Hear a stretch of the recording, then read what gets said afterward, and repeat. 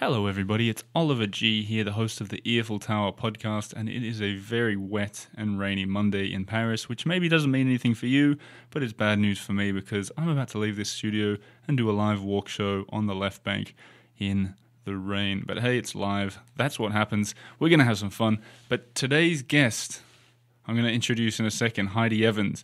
But first, I want to say a shout out to all. I think this week maybe broke a record for the number of listeners that I've met in Paris. A big shout out to Maria and to Lynn, who I did a tour with. And also a shout out to Dinke, who stopped me and Lena in the street when we were with our red scooter. And said she listens every single day while cycling in the Netherlands, which was one of the most Dutch things I've ever heard. So if you're listening, Dinka, nice to meet you the other day, and everybody else I mentioned there. But let's talk about today's guest, Heidi Evans, who, after living in Paris for a few years and working as a tour guide, realized there was a gaping hole in the tour guide industry. Everybody seemed to be talking about just the famous men from France's history, and she decided to rectify that. She's about to tell her story. If you, dear listener, are a more visual person, you want to get an idea what me and Heidi talking looks like, she was the first guest on my 20 Days of Christmas challenge. We did a walk around the first arrondissement, the Palais Royal and the Comédie Française. So you can go and check the first 5 minutes of that. That's there on Facebook for free. The rest is for Patreon supporters of this show, which I'll talk about a bit more at the end of the episode. But for now, Heidi Evans from Women of Paris. You're listening to the Earful Tower.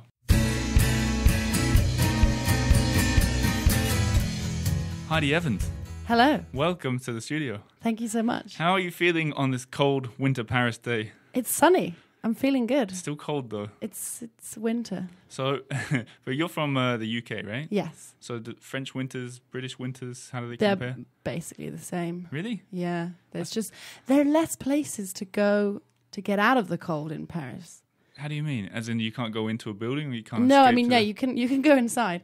But cafes, Parisian cafes are great in the summer.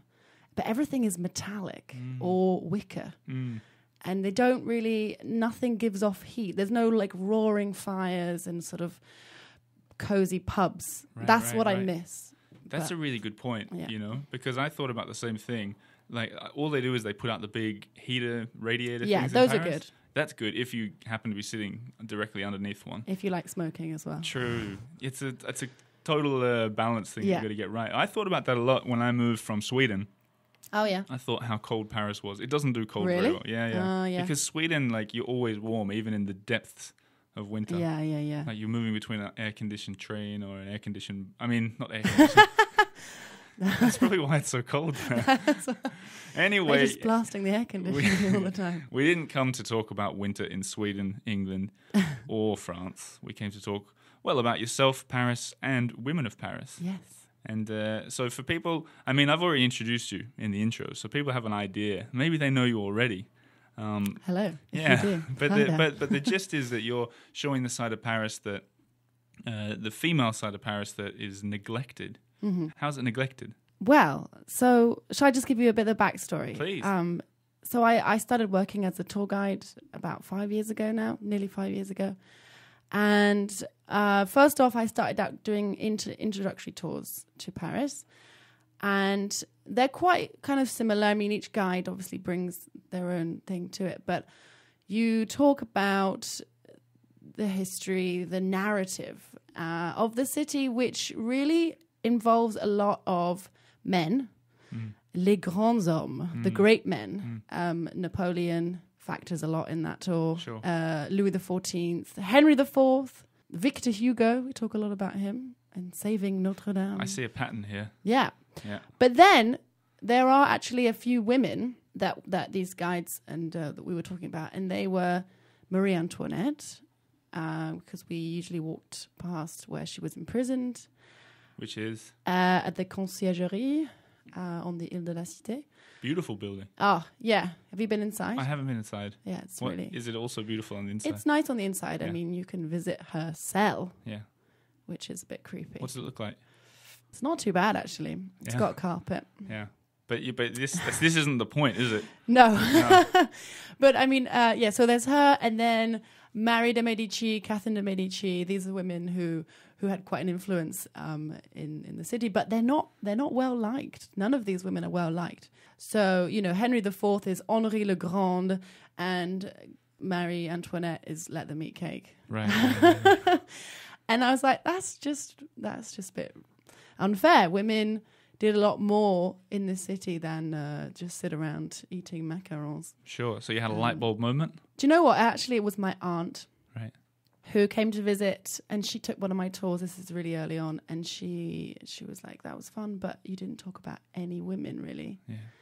And after that, I just couldn't really get the idea out of my head. And so, for a long time, I wanted to start researching this tour. It just didn't happen for a while, and then eventually, I stopped working for that company in particular, and started researching a tour about women. About women, Yeah. all about women. All about women, and it was just one tour. But then I realized one tour is not enough. Okay. I mean, I guess that means you do several tours now. There are 3 at the moment. 3 yeah. tours. Okay. And is it, firstly, shout out to your auntie. Yeah. Well done, Sarah. Thanks, Sarah, thanks for the idea. If she's listening, Saz. who knows? Thanks, Saz. Thanks, Saz. I'll tell her to listen. Good. So she gives you this idea. You get obsessed by it. You start thinking about it. You do what it becomes 3 tours. But are the tours just showing the positive side?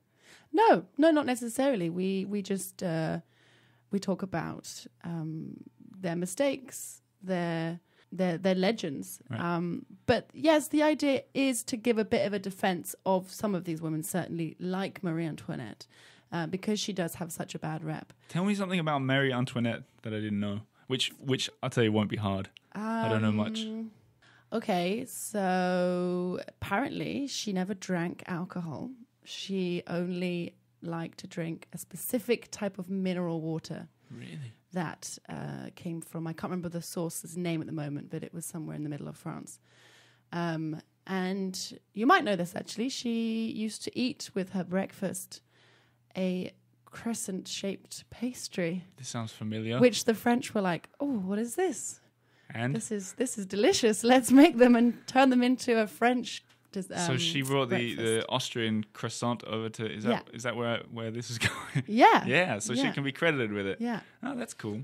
There's a slightly more X-rated fact I could tell you. You can tell the X-rated fact, but here's what we'll do. We'll tell everybody that's listening, if they got children in the car or in the room, to banish the children for, 30 seconds? A minute? Yeah, just cover their ears. Yeah, cover their ears for the next 45 seconds. Let's hear it.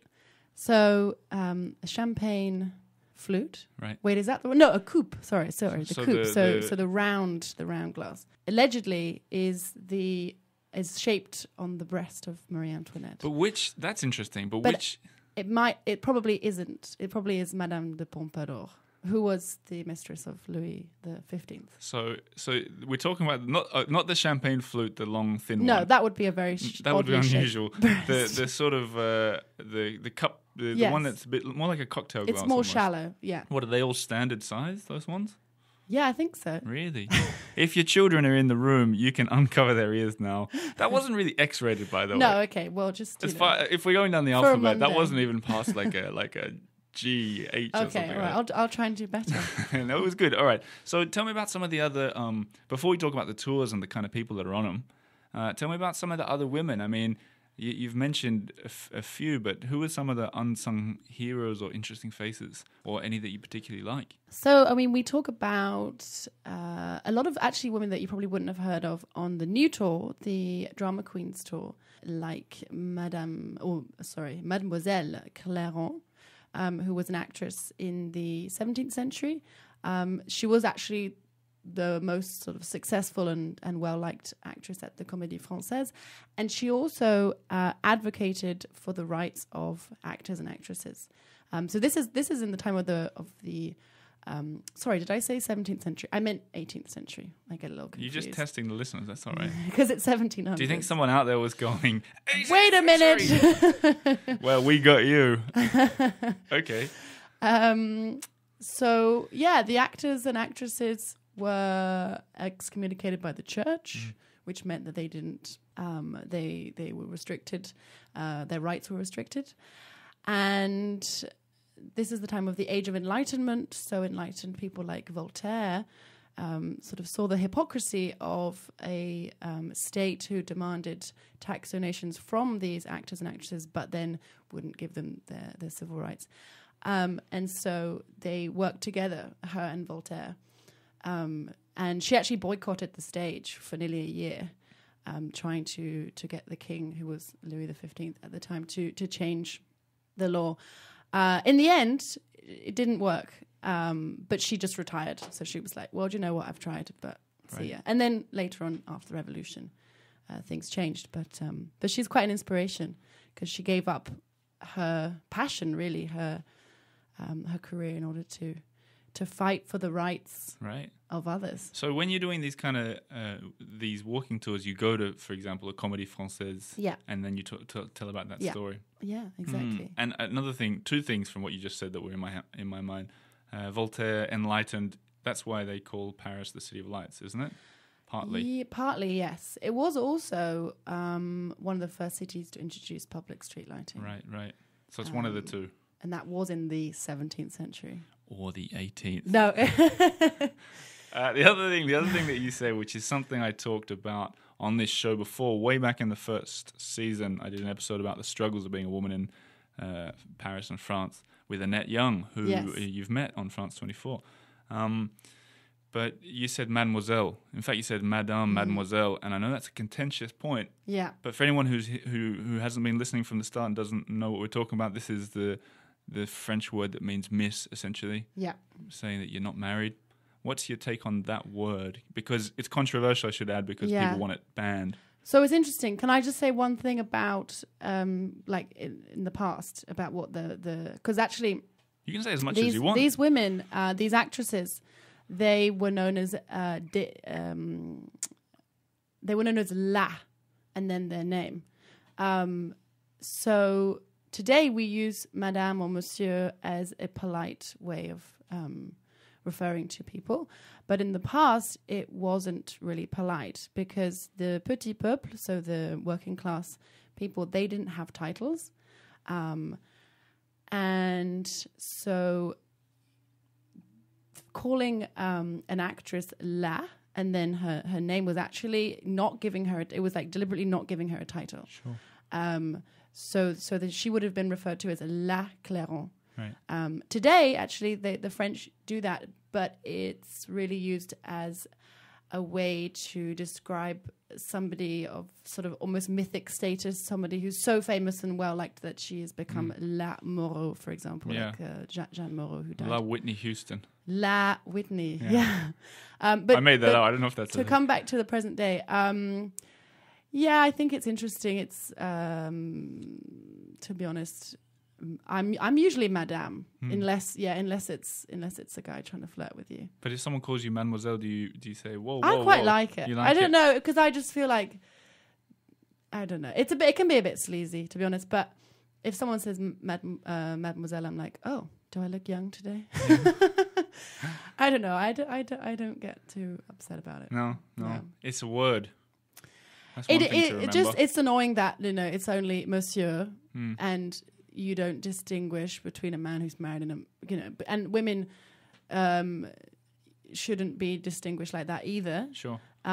So I get that it's a relic of a much more patriarchal past, and for that reason it's not cool. But at the same time, today, I'm madame. Most of the time, I'm not married. Right. So when someone calls me mademoiselle, it's more flattery, I find. The other thing is... they don't have a word for an unmarried man, though they used to, as I understand. It was demoiselle or something like that. Oh, yeah. So maybe instead of banning... So we should bring that back. Exactly. Don't need to ban anything. You are a monsieur now. That's right, I am. Married man, you got me. What I wanted to talk about was your tours and who are the kind of people that do it. Is it men as well as... I mean, assume women sometimes. Is... Yeah? Women definitely make up the biggest proportion of my guests, but there are some men, and sometimes they come on their own. That's quite rare, but most of the time it's men who join with their wives or their... And how does that make you feel? Girlfriends. Good. I've always tried to promote to both men and women. I know that sometimes I do definitely veer towards women. Do you mean in the tour promote them, or do you mean to promote towards them as customers? Oh yeah, just try and make people aware that these are tours for men and women. They're about women, but they're certainly for everyone. The name of the company, Women of Paris. Yeah, I have had people confused by that, and they say, "Can I bring a guy along?" So maybe I need to work on that a bit more. Now's your chance. Tell the guys listening. I know for a fact that there are men listening to this episode. Women of Paris for men and women. But what happens when you get what's the typical? I'm trying to imagine. Like I saw one video of one of your tours, and there was a Swedish woman. Yes, which is no surprise there because they're gender equality on they're steroids over there. Enlightened, they're pretty woke. Those woke. Swedes. Explain woke for the older listeners. And myself. I mean, it's just kind of I guess it's just enlightened. Yeah, right. Woken up. The city of woke. Not sleeping. Right. So you get a lot of young women, older women. All ages. Yeah, like a big range actually. I would say mostly middle ground. So mostly sort of 20s and 30s. But sometimes I get young women, underage. Right. And recently I was actually asked to give a girl a one-on-one tuition to help her. I didn't do it in the end. I didn't get a response. Well, she asked me initially, and then I responded. And I didn't get tuition a of what? What's this? Just for like feminist literature. For an interview, for a university interview. Right. But yeah, no, I've done a sort of mini lecture as well and I've had school kids come along. Cool. Yeah. So this is something that's very important to you. Does it take over your life a little bit? Do you know what I mean? Yeah, how definitely. So? Well, it is kind of my life. But I mean, like for me, I walk around Paris. And I often, if I see a really interesting thing, whereas in the past I might have said, "Oh, that's interesting." Now I think, "Well, that could be an episode of the Earful Tower." Oh, yeah. You're thinking like that all the time now? Yeah. I mean, I'm always thinking about what kind of tours could I create. I've got so many ideas for new tours, so many that I feel that need to be made. Like just a Women of the Revolution, because you can take tours about the revolution in Paris, and you will probably not hear about any women. Some maybe, but really few. It's kind of interesting because like you found this gap in the market where people are all talking about men, and yet you say there's so much to talk about. It's kind of amazing that people haven't figured this out already. Yeah, I think. What does that say about tour guides or the French? Maybe it says more about tour guides. I don't know. I think it says a lot about this country. Tell me, what does it say about it? It's got a pretty chauvinistic past, and they didn't even allow women to have a part in ruling. The women were not able to inherit the throne. I think that has played a big role in shaping the history of France. It's interesting because just comparing with my own history, some of the most famous people from English history are women, and they're liked. Elizabeth I, she's generally quite well liked. Queen Victoria is very well liked. I was thinking about this when one day I was looking at the metro map, and this is before they renamed Europe, the metro station, to Simone Weil. When did that happen? That was this year. Really? I missed that or one. Last year. This year or last year. Yeah. And they've also renamed this place as well after her. And I was just like thinking about London, the London Tube, and I was like, trying to think of tube stations that are named after people. And the one I could think of was Victoria. Yeah, right. Because we don't actually name a lot of tube stations after people. No. In Paris, they do a lot. There's True. Alexandre Dumas, Victor Hugo, Philippe Auguste. Isn't there's a few American presidents in there as well? How did they get in there? I don't know. Frankie D. Roosevelt. Something to do with wartime, I would imagine. Yeah, but have you ever seen something called Winston Churchill? Have I ever seen something called Winston Churchill? There's no recognition of Winston Churchill. Is there a statue of him somewhere? Yeah, there is. Yeah, but just not in a metro. Like behind a tree. But what about who was it? The feminist group that Aussi le Féministe. Oh, and yes. They said a similar thing about street signs. Yeah, yeah. So do you remember the story there, I think? Yeah, so that was in the summer of 2015. And that was after they researched and discovered that there were so few street names named after women that they came to the 4th and the 5th arrondissement, and they just overnight rechristened these streets. That's right. And it must have been a very confusing day for tourists because it was in the middle of August. So they literally stuck stickers over the big blue street signs. So they changed the name from whatever it was, just any old one, to famous women. Yeah, they had Nina Simone. That's right. They had Simone de Beauvoir. Yeah. Lots of others. Yeah. Pretty cool, huh? Yeah, it was. Have you thought about doing a similar thing for? Yes. Have you thought about doing stunts? Yeah. I'll help. I'd love to be part of a stunt. I haven't really. I haven't given it enough thought recently. I've had some ideas in the past. I can't remember now. We should, if you want help, I'll broadcast it. Okay, and we'll go change the metro names of. We should. We'll change some of the. We should just do it on all the trains where they have the. Yeah, just little stickers. It's easier that way. Yeah, but we won't change the American presidents because there's a lot of American listeners to this show and they might stop listening. Yeah, no, we do like Frankie. Yeah, we'll change. What was I going to say? Yeah, you do tours on the left bank. Yeah. And I thought maybe we'd sort of take a walk in our mind, and you could tell me some cool places to check out down there, related to what you do. Sure. But if something pops into your head that's not related, you can tell me as well. Because I'm always looking for tips. What's your favorite part of Paris down there? That's a really hard question. Let me go with your first question.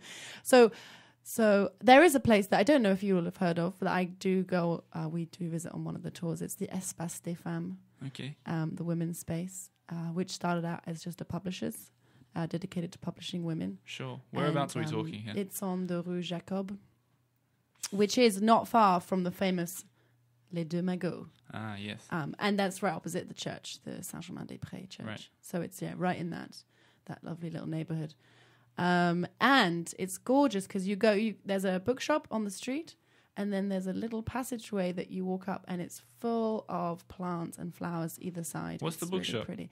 It's called La Librairie des Femmes. Okay, I'm trying to picture where this is, but I haven't got it. But I'll write it down on the show notes when I figure it out. It's actually pretty much opposite the Josephine Bakery. Oh, wow. I like that. Yeah. The French love doing that as well. I assume they love wordplay in bakeries and like laundromats and especially bakeries. There's a Mélie Bon Temps. Oh, wow, yeah. Some of them are terrible. Most of them are terrible. I love it. I think I've said this on the show before. It's a good sign of how good your French is when you start getting not just the puns, but like the quotes of... the quality of the puns. Well, it's sort of like, first you come to France and you might say the name of a cafe and you might go, oh, I can translate that. And that then you speak a bit of French. But then there's that deeper level of going, I can translate it, but I know it's from a song lyric or something like that, you know? Yeah. I'm sort of half there. Okay, good. Anyway, keep up the good work. So we're down in the left bank. I assume this was a stop on your tour? Yes.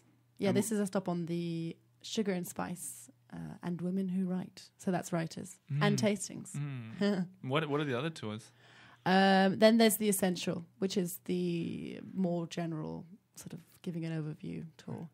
And then there's Drama Queens, which is actually on the right bank. That's the new one, Drama Queens? Yes. Okay, so tell me, time's running quickly out. Tell me a little bit about what's coming up for Women of Paris. Well, I'm going to be taking a little hiatus. I'm going to be taking a little break, but not from Women of Paris, just from giving the tours. So I'm in the process of recruiting a bunch of new guides who are all showing so much promise. I've got some really, really fun people in that team. But so I'm going to be taking a little bit of a break, and which will give you an opportunity to work on some new tours and work on just how the company can grow from here. I just mentioned already the Women of the Revolution tour. Love to do that. I'd love to also do a Women of the War. So again, specifically about women's role in the Second World War, because they did play a massive role in that, but it's not often talked about. And then I would actually love to do Women of Montmartre. Ooh. because there's It speaks volumes to me because I'm moving there in a couple of weeks. Well, you can come along and please test run it. Well, give me a little taste of what or is this unresearched as we speak? It's kind of vaguely researched because I have an idea of some of the women that I would talk about. Montmartre, which is right up on the top of Paris, right on the north, it was really just occupied by nuns for a long time. Really? Because there's the old abbey, right. the abbess Yep. metro station. Beautiful street that alludes to the old abbess who was the chief nun. Yeah, beautiful. And so that's to start with, the nuns. Then you've got later on all of the showgirls, all of the prostitutes, the artists, like Suzanne Valadon. And actually you can visit her studio and apartment. They've reconstructed that. I love a reconstruction. Oh, wow. I'm kind of fascinated with the past and how people would have lived. So. Yeah. And then you also have all the women, who fought in the Commune, which took place in the 1871. Like Louise Michel, she has a metro station named after her. Really? She's often known as the Red Virgin, and she was a big revolutionary. Why the Red Virgin? I'll come back to you on that. I can't remember right now. I think just because she always wore red. Yeah. And hey, but that's all right. You haven't organised the tour yet. No. I have. Do you know what? I've looked her up many times, and I can't always remember everything off the top of my head. But yeah, I'll have to research her again. So, listeners, if you like what you hear from Heidi Evans, her tour company is called Women of Paris. Support her, book a tour, say hello, even if she might not be there for the next couple of weeks. But yeah, in supporting I'm her... still here. I'll still be there. She'll be here in some form. Yes. Right? And keep an eye out for that Montmartre tour. Yeah. To the listeners. You'll be doing it, right? So I'll be giving it, yeah. And then for any of the listeners out there, if you don't hear from us for a while, it might be because we've been imprisoned for changing the metro names around Paris. When you do a stunt like that, are you meant to put your name to it? Or are you meant to... I think you are. We could put a tag. Yeah. Yeah, we could have like a secret tag. Yeah, okay, good. Keep your eyes out a for little that. ear with an upside down Eiffel Tower. Yeah, then both of us are. Yeah. Excellent. Okay, Women of Actually, Paris. that could be cool. It could be wearing the upside down Eiffel Tower as an earring. I think you're putting too much thought into the logo and not enough into how we take over the metro stations. Anyway, Heidi, thanks for coming into the studio. Thank you for having me. And good luck with the rest of your tours. Thank you. Well, there you have it. That was Heidi Evans talking about Women of Paris. As I said, book a tour with her. If you're interested in seeing the walk that we did, we met very recently on another overcast day in Paris, and we started out of the front of the Comédie Française, where she told stories about Colette and much, much more. Go and watch the first bit for free. If you like what you see, you can sign up. You can join the other, I think, 200 people now on Patreon. It's like getting a daily tour of Paris at the moment. I'm doing one every single day. So let me just give you a little summary of this mad plan that I'm doing. I've called it the 20 Days of Christmas. Every single day for 20 days in a row, I'm going to go to each of the arrondissements or the districts, and I'm going to do a walk show, almost always with a guest if I can get one. And so today we're up to number 6. I'm about to head down right now to meet Amber Minogue. We're going to check some churches and Place de Furstenberg. The 7th is going to be a walk with Tom Clark from Coutume Cafe, somewhere in the 7th arrondissement. 8th, I'll be in Parc Monceau. 9, Rue des Martyrs with Rosie from Not Even French on YouTube. The 10th is the Canal. 11th is Guy from Café Oberkampf. 12th is April Pet, the tour guide in the Aligre markets and the elevated walkways. There's never been a better time to subscribe to the Earful Tower. That's on patreon.com/the Earful Tower. If $10 a month is too expensive to justify, I understand, but I'd encourage you to sign up for $1 a month and you'll see the new magazine, the e-magazine that I launched just a few days ago. There's everything in there. There's about 20 pages of extra material, things to do in Paris, in Montmartre, in the Marais, extra bits from guests, things from the book club. It's all there. You can read on theearfultower.com other people's reviews of it. But $1 a month, come on guys, time to sign up, and I hope to see you on the other side. Otherwise, I'll be back with an episode on Monday as always. Au revoir.